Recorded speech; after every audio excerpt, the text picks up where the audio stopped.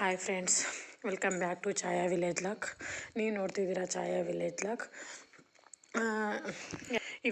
ಇವಾಗ ನಾನು ಲಾಗ್ನ ಸ್ಟಾರ್ಟ್ ಮಾಡ್ತಾ ಇದ್ದೀನಿ. ಈ ಲಾಗ್ನ ಸ್ಟಾರ್ಟ್ ಮಾಡೋಕ್ಕೂ ಮೊದಲು ಯಾರೆಲ್ಲ ನಮ್ಮ ವೀಡಿಯೋಸ್ ನೋಡ್ತಾ ಇದ್ದೀರಾ ಸಬ್ಸ್ಕ್ರೈಬ್ ಮಾಡಿಕೊಂಡು ವೀಡಿಯೋಸ್ನ ನೋಡಿ. ಇಷ್ಟ ಆದರೆ ಲೈಕ್ ಮಾಡಿ, ಶೇರ್ ಮಾಡಿ, ಕಮೆಂಟ್ ಮಾಡಿ. ಇವತ್ತು ಇದೇ ಮನೆ ಕೆಲಸನೇ ಮತ್ತು ತಿಪ್ಟೂರಿಗೆ ಹೋಗೋದಿತ್ತು. ನಮ್ಮ ಮನೆಯವರು ಸಗಣಿ ಎಲ್ಲ ಬಚಾಕಿ ನೀರೊಳಗೆಲ್ಲ ಕಚ್ಚಿದ್ರು. ಹಾಗೆ ನಾನು ಕೂಡ ಪಾಪವೂ ಬೇಗ ಇದ್ಲು ಇವತ್ತು. ಹಂಗಾಗಿ ರಗ್ಗಳೆಲ್ಲ ಮಡಿಸಿಟ್ಬಿಟ್ಟು ಇನ್ನೇನು ಬೇಗ ಹೋಗ್ಬೇಕು ಅಂತಲೇ ಬೇಗ ಎದ್ದೆ. ಬಟ್ ಮಾಮೂಲಿನೇ ಕೆಲಸ ಇದ್ದೇ ಇರುತ್ತಲ್ಲ ಮನೇಲಿ, ಅದೆಲ್ಲ ಕೆಲಸ ಮುಗಿಸ್ಕೊಂಡು ಹೋಗೋದಕ್ಕೆ ಲೇಟ್ ಆಗೇ ಆಗುತ್ತೆ.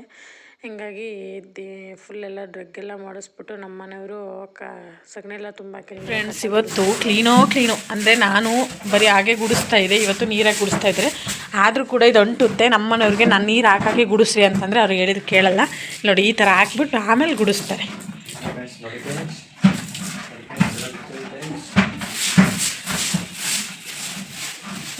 ಅಂದರೆ ಅದು ಬೇಗ ಹೋಗಲ್ಲ, ಸಗಣಿದಲ್ವಾ, ಅಂಟಿರುತ್ತೆ ಅದು.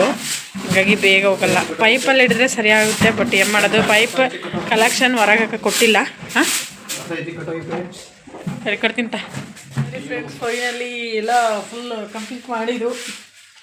ಇವಾಗ ಅಂದರೆ ಅದು ನೋಡಿ, ನೀರು ಹಾಕಿರ್ತಾರಲ್ಲ ಫುಲ್ ಸಗಣಿದೆಲ್ಲ ಕಾಲಲ್ಲೇ ಅಂಟುತ್ತೆ. ಏನೇ ಅಂದರೂ ಪೈಪಲ್ಲಿ ಹಿಡಿದ್ರೇ ಚೆನ್ನಾಗಿ ಕ್ಲೀನ್ ಆಗೋದಿದು. ಬಟ್ ಅಂದರೆ ಪೈಪು ಹೊರಗೆ ಗಂಟ್ಲು ಹೋಗೋದಕ್ಕೆ ಮಾಡಿಲ್ಲ ಇವರು. ಹಂಗಾಗಿ ತುಂಬ ಹಾಕೋದ್ರಿಂದ ಪೈಪಲ್ಲಿ ಹಿಡಿಯೋಕ್ಕೆ ಹೋಗಲ್ಲ, ನೀರು ಜಾಸ್ತಿ ಆಗುತ್ತೆ ಅಂತೇಳಿ ಎಷ್ಟು ನೀಟಾಗಿ ಕ್ಲೀನಾಗಿ ಗುಡಿಸಿದ್ದಾರೆ ನೋಡಿ. ನಮ್ಮ ಮನೆಯವರು ಇವಾಗ ತಾನೇ ಬೂಸೆ ಇಡೋದಕ್ಕೆ ಹಸುಗಳಿಗೆ ಹೋಗ್ತಾ ಇದ್ದಾರೆ.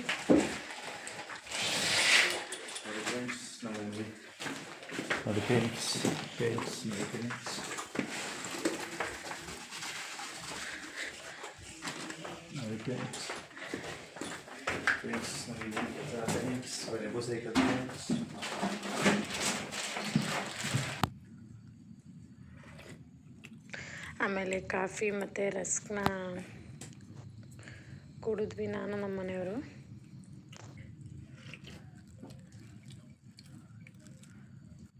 ಫ್ರೆಂಡ್ಸ್ ನೋಡಿ ಫ್ರೆಂಡ್ಸ್, 8:30 ಕಾಫಿ ಕುಡ್ತಿದ್ದೀವಿ. ಇವಾಗ ನಾನು ತಿಪ್ಟೂರಿಗೆ ಹೋಗ್ಬೇಕು. ನಮ್ಮ ಮನೆಯವರು ನನ್ನ ಮನೆಯೊಳಗೆ ಬಿಡ್ತಾರೆ. ಅವ್ರು ಬಂದರೆ ಸ್ವಲ್ಪ ಕೆಲಸಗಳು ಡಿಲೇ ಆಗ್ತವೆ ಅಂತೇಳಿ ನನ್ನ ಬಿಡ್ತಾ ಇದ್ದಾರೆ. ಹಾಗೆ ನೀರು ತೊಗೊಂಬರ್ತಾರೆ ಅಂತ ನೀರು ತೊಗೊಂಬರ್ತೀನಿ ಅಂತ ಕ್ಯಾನ ತೊಗೊಂಡಿದ್ರು. ನಾನು ಚಿಕ್ಕ ಮಗಳು ದೊಡ್ಡ ಮಗಳು ಇಬ್ಬರನ್ನ ಬಿಟ್ಟು ಬಂದಿದ್ದೀನಿ. ಅಲ್ಲಿ ಬೇಗ ಹಾಕ್ಬೋದು, ಅಲ್ಲಿ ಹಿಂಸೆ ಕೊಡ್ತಾರೆ ಅಂತೇಳಿ.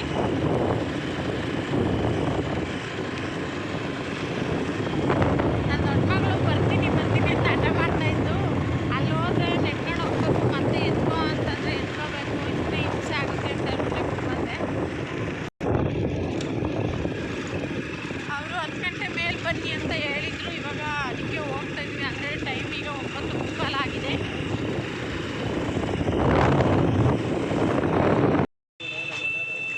ನಮ್ಮ ಮನೆಯವರು ನನ್ನನ್ನು ಹೊನ್ನಳ್ಳಿ ಬಿಟ್ಬಿಟ್ಟು ಬಸ್ ವೇಟ್ ಮಾಡ್ತಾಯಿದ್ವಿ. ಎಷ್ಟೊತ್ತಾದರೂ ಬರಲಿಲ್ಲ. ನಾವು 1 ಅವರ್ ವೇಟ್ ಮಾಡಬೇಕಾಗಿತ್ತು. ಹಾಗೆ ಇನ್ನೇನು ಮಾಡೋದು, ಬಸ್ಸೇ 10:30 ಇದೆ ಅಂತ ಹೇಳಿದ್ರು. ನಾವು ಆಲ್ರೆಡಿ 9:30ಗೆ ಬಂದಿದ್ವಿ. 10:30 1 ಅವರ್ ವೇಟ್ ಮಾಡಬೇಕಾಯಿತು. ಅಂದರೆ ಅಷ್ಟೊತ್ತಿಗೆ ತಿಂಡಿನೇ ಮಾಡ್ಕೊಂಡು ಬರಬೇಕಾಗಿತ್ತು. ಬಟ್ ಏನು ಮಾಡೋದು, ಲೇಟ್. ನಮ್ಮ ಮನೆಯವರು ಏನು ಹೇಳಿದ್ರು ಅಂದರೆ 10 ಗಂಟೆಗೆ ಲಾಸ್ಟ್ ಇರೋದು ಬಸ್ಸು ಅಂತ ಹೇಳಿದ್ವಿ. ನಾವು ಹಾಗೆ ಅಲ್ಲೇ ತಿಂಡಿ ತಿನ್ಕೊಂಡು ಹೋಗೋಣ, ಹಾಗೆ ನಮ್ಮ ಮಾವವ್ರಿಗೆ ತಗೊಂಡು ಹೋಗೋಣ ಅಂತ ಹೇಳ್ಬಿಟ್ಟು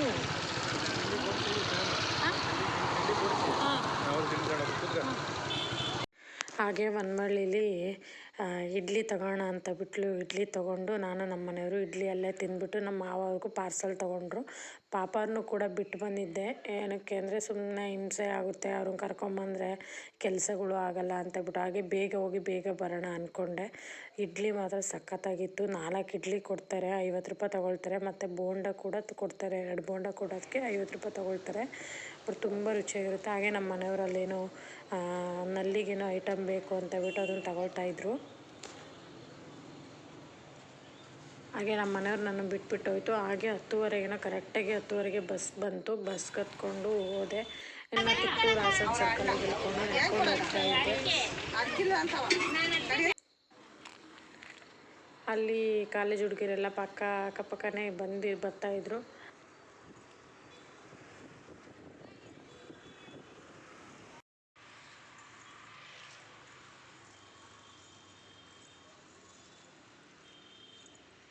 ಏನಂದರೆ 2 ದಿನ ಹೋಗಿದ್ದು ಕೂಡ ಸುಮ್ಮನೆ ವೇಸ್ಟ್ ಆಯಿತು.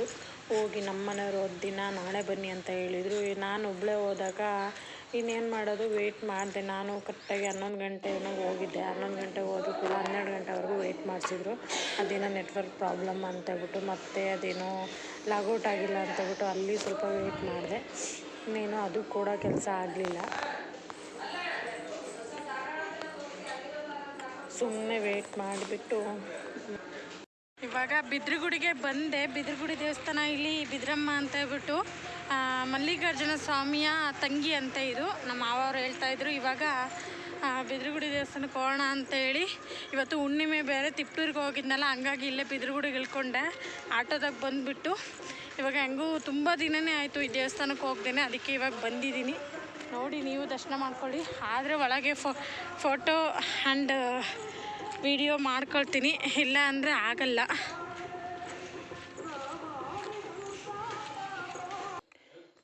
ಇವಾಗ ನೀವು ನೋಡ್ತಾ ಇರೋದು ಬಿದ್ರಮ್ಮ ದೇವಸ್ಥಾನ. ಇಲ್ಲಿ ತುಂಬ ಹತ್ತಾರಳ್ಳಿ ಗ್ರಾಮ ದೇವತೆ ಇವಳು, ಅಂದರೆ ತುಂಬ ಫೇಮಸ್ ದೇವರು ಇದು ಬಿದ್ರಮ್ಮ ಅಂತ ಹೇಳ್ಬಿಟ್ಟು. ತುಂಬ ಜನಕ್ಕೆ ಒಳ್ಳೆಯದಾಗಿದೆ, ಏನೇನೋ ಬೇಡ್ಕೊಳ್ತಾರೋ ಒಳ್ಳೆಯದಾಗಿದೆ. ನಿಮಗೂ ಕೂಡ ಒಳ್ಳೆಯದಾಗಲಿ. ಎಲ್ಲರಿಗೂ ಹೊಸ ವರ್ಷದ ಆರ್ಥಿಕ ಶುಭಾಶಯಗಳು. ಒನ್ಸ್ ಅಗೇನ್ ಆಲ್ರೆಡಿ ಇವತ್ತು 4ನೇ ತಾರೀಕು. ನಾನು ನಿಮಗೆ ಮತ್ತೆ ವಿಶ್ ಮಾಡ್ತಾಯಿದ್ದೀನಿ. ನೀವೇ ನೋಡ್ಬೋದು. ಈ ಕಡೆ ಏನಾದರೂ ಹೊನ್ನವಳ್ಳಿ ಇದು ಬಿದ್ರಗುಡಿ ಸೈಡ್ ಏನಾದರೂ ಬಂದರೆ ಈ ಕಡೆ ಒಂದು ಸರಿ ವಿಸಿಟ್ ಮಾಡಿ. ತುಂಬ ಚೆನ್ನಾಗಿದೆ ದೇವಸ್ಥಾನ ಮಾತ್ರ. ಅಮ್ಮನ ಸನ್ನಿಧಿ. ನಿಮ್ಗೇನಾದರೂ ಒಂದೊಳ್ಳೆ ಕಾರ್ಯ ಆಗಬೇಕು ಅಂದರೆ ಅಲ್ಲಿ ಅವ್ರನ್ನ ಕೇಳಿದರೆ ಹೇಳ್ತಾರೆ ಏನು ಮಾಡಬೇಕು ಏನು ಅಂತ ಹೇಳ್ಬಿಟ್ಟು. ನಾನು ತುಂಬ ಅಂದರೆ ಮದುವೆ ಆಗಿ 4 years ಆಯಿತು. ಮದುವೆ ಆಗಿ ವಸ್ತ್ರಲ್ಲಿ ಬಂದಿದ್ದೆ, ನಾನು ನಮ್ಮ ಮನೆಯವರು ಬಂದಿದ್ವಿ. ಅದು ಬಿಟ್ಟರೆ ಮತ್ತೆ ಬರೋಕ್ಕಾಗಿರಲಿಲ್ಲ. ಹಾಗಾಗಿ ಇವಾಗ ನನಗೇನೋ ಗೊತ್ತಿಲ್ಲ, ತಿಪ್ಟೂರಿಗೆ ಅದೇ ಮಾತೃವಂದನದ್ದು ಕೆಲಸಕ್ಕೆ ಹೋಗಿದೆ. ಬಟ್ ಇಲ್ಲಿಗೂ ಬರಬೇಕು ಅನ್ನೋ ಒಂದು ದೇವರೇ ಕರ್ಸ್ಕೊಂಡಿದ್ದೆ ನಿಜವಾಗ್ಲೂ. ಆಮೇಲೆ ಬಿದ್ರಗುಡಿಗೇನೋ ಬಂದೆ ಬರೋದು, ಹಾಗೆ ಯಾಕೋ ಮನಸ್ಸು ಈ ಕಡೆಗೆ ದೇವಸ್ಥಾನಕ್ಕೆ ಹೋಗೋಣ ಅಂತ ಅನ್ನಿಸ್ತು. ನೀವು ನೋಡ್ತಾ ಇದ್ದೀರಲ್ವ, ಇವಾಗ ನೋಡ್ತೀರಾ ಬಿದ್ರಮ್ಮ ದೇವಿ ಇದು. ಈ ದೇವಿ ಎಲ್ರಿಗೂ ಒಳ್ಳೇದು ಮಾಡಲಿ. ಎಲ್ಲರೂ ಒಳ್ಳೆಯದನ್ನೇ ಬಯಸುವಂಥ ಮನಸ್ಸುಗಳನ್ನ ಕೊಡ್ರಿ. ಯಾರನ್ನು ದ್ವೇಷಿಸೋದು ಬೇಡ. ಇರೋದಲ್ಲೇ ಸುಖ ಶಾಂತಿ ನೆಮ್ಮದಿ ಅನ್ನೋ ಕಂಡುಕೊಂಡು ನಾವೇ ನೋಡಿ. ತುಂಬ ಚೆನ್ನಾಗಿದೆ ಈ ದೇವಸ್ಥಾನ, ತುಂಬ ಫೇಮಸ್ ದೇವಸ್ಥಾನ.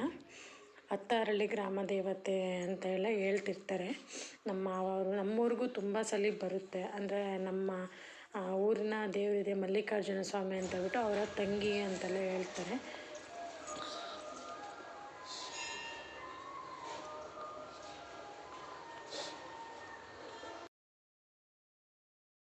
ಅಲ್ಲಿ ದೇವಸ್ಥಾನದಲ್ಲಿ ಸಾಂಗ್ಗಳು ಹಾಕಿದ್ರು. ಇವತ್ತು ಹುಣ್ಣಿಮೆ ಆಗಿರೋದ್ರಿಂದ ಸಾಂಗ್ಗಳೆಲ್ಲ ಹಾಕಿದ್ರಲ್ವ, ಅಂದರೆ ಹಾಕ್ತಾರೇನೋ ಅದು ನನಗೆ ಗೊತ್ತಿಲ್ಲ. ಬಟ್ ಅಲ್ಲಿ ಸಾಂಗ್ ಹಾಕಿದ್ರು, ಹಂಗಾಗಿ ಅದನ್ನು ಕೂಡ ವೀಡಿಯೋ ಮಾಡ್ಕೊಂಡಿದ್ದೆ. ಬಟ್ ಕಾಪಿರೈಟ್ ಬರುತ್ತೆ ಅಂತ ಹೇಳ್ಬಿಟ್ಟು ನೀವು ನೋಡ್ತಿದ್ದೀರಲ್ಲ ಇದು.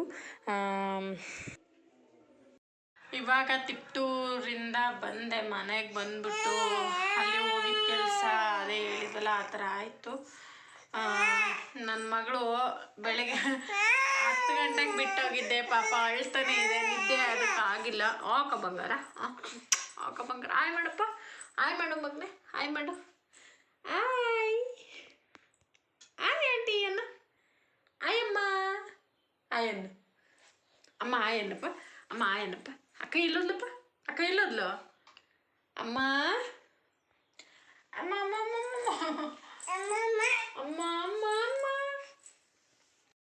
ಇವಾಗ ಜಸ್ಟ್ ಊಟ ಕೂತ್ಕೊಂಡಿದ್ದೀವಿ. ಮಧ್ಯಾಹ್ನ ಊಟ ಅಲ್ಲಿ ಅಂದರೆ ಏನೂ ತಿಂದು ಬರಲಿಲ್ಲ. ನಮ್ಮ ಮನೆಯವರು ಏನಾರು ತಿಂದು ಬಂದ ಅಂತ ಕೇಳಿದರು. ಬಟ್ ಏನು ತಿನ್ನೋಕ್ಕೂ ಮನಸ್ಸು ಬರೋಲ್ಲ ಒಬ್ಬೊಬ್ಬರೇ ಹೋದರೆ. ಅದೇ ನಮ್ಮ ಮನೆಯವ್ರು ಕರ್ಕೊಂಡೋದ್ರೆ ಏನಾದ್ರು ತಿಂದು ಬರ್ತಿದ್ವಿ, ಇಲ್ಲ ಅಂತಲ್ಲ. ಇವಾಗ ಅದು ಅಂದರೆ ದೇವಸ್ಥಾನದಲ್ಲಿ ಅನ್ನ ಸಾಂಬಾರು ಮಾಡಿಸಿದ್ರಂತೆ. ಇವತ್ತು ಪೌರ್ಣಮಿ ಕಟ್ಲೆ ಅಂದರೆ ಸಂಜೆ ಊಟಕ್ಕೆ ಹಾಕಿಸ್ತಾರೆ. ಇಲ್ಲಿ ಮುದ್ದೆ ಪರ ಅಂತ ಇರುತ್ತೆ ನಮ್ಮೂರಲ್ಲಿ. ಇವಾಗ ತಾನೇ ಬಿಸಿ ಅನ್ನ ಮಾಡಿದೆ. ಬಂದಮೇಲೆ ಅವ್ರು ನಮ್ಮ ಮನೆ ಸಾಂಬಾರು ತೊಗೊಂಬಂದಿದ್ರು. ಅಲ್ಲಿ ಮೇಲೆ ಅಂದರೆ ಗೌಡ್ರುಗಳಿಗೆ ಮೇಲೆ ಅಲ್ಲಿ ದೇವಸ್ಥಾನ ಹತ್ರ ಯಾರ್ಯಾರು ಇರ್ತಾರೋ ಅವ್ರಿಗೆಲ್ಲ ಅನ್ನ ಸಾಂಬಾರು ಮಾಡಿಸಿದ್ರಂತೆ. ಹಂಗಾಗಿ ಇವಾಗ ಸಾಂಬಾರಲ್ಲಿ ಕಳ್ಸಿದ್ರು ಅಂತ ಹೇಳ್ಬಿಟ್ಟು ಅದಕ್ಕೆ ಇವಾಗ ರೈಸ್ ಇಟ್ಟಿದ್ದೆ.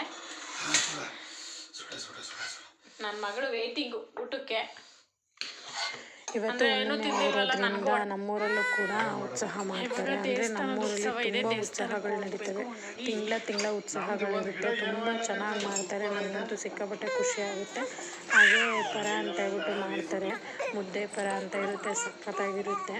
ಈ ಮಲ್ಲಿಕಾರ್ಜುನ ಸ್ವಾಮಿ ಕೂಡ ಎಲ್ಲರಿಗೂ ಒಳ್ಳೇದು ಮಾಡಲಿ. ಒಳ್ಳೇದನ್ನೇ ಬಯಸೋಣ, ಯಾರಿಗೂ ಕೆಟ್ಟದ್ದು ಬಯಸೋದು ಬೇಡ. ನಮ್ಮ ಹಿಂದೆ ಮಾತಾಡೋದ್ರ ಬಗ್ಗೆ ತಲೆ ಕೆಡಿಸ್ಕೊಳ್ದೆ, ಮುಂದೆ ಮಾತಾಡೋ ಬಗ್ಗೆ ತಲೆ ಕೆಡಿಸ್ಕೊಳ್ದೆ ನಾವೇನು ಮಾಡ್ತಿದ್ದೀವಿ, ನಾವು ಒಬ್ರಿಗೆ ಒಳ್ಳೇದು ಮಾಡಬೇಕು, ಆ ಉದ್ದೇಶ ಇಟ್ಕೊಂಡು ನಾವು ಒಳ್ಳೆ ದಾರಿಲೇ ಹೋಗೋಣ. ಯಾವತ್ತಾದರೂ ಒಂದಿನ ನಮಗೆ ಒಳ್ಳೇದಾಗುತ್ತೆ. ಆ ಟೈಮ್ನ ನಾವು ಕಾಯೋಣ ಅಷ್ಟೇ. ಓಕೆ, ಇಲ್ಲಾಗ್ನ ನಾನು ಇಲ್ಲಿಗೆ ಲಾಸ್ಟ್ ಮಾಡ್ತಾಯಿದ್ದೀನಿ. ಮತ್ತು ಯಾರೆಲ್ಲ ನನ್ನ ಚಾನಲ್ ಹೊಸ್ದಾಗಿ ನೋಡ್ತಾ ಇದ್ದೀರಾ ಸಬ್ಸ್ಕ್ರೈಬ್ ಮಾಡಿಕೊಂಡು ವೀಡಿಯೋಸ್ನ ನೋಡಿ. ಇಷ್ಟ ಆದರೆ ಲೈಕ್ ಮಾಡಿ, ಶೇರ್ ಮಾಡಿ, ಕಮೆಂಟ್ ಮಾಡಿ. ಓಕೆ, ಇವತ್ತಿನ ಲಾಗ್ ಇಲ್ಲಿಗೆ ಎಂಡ್ ಮಾಡ್ತಾಯಿದ್ದೀನಿ. ಓಕೆ, ಬಾಯ್.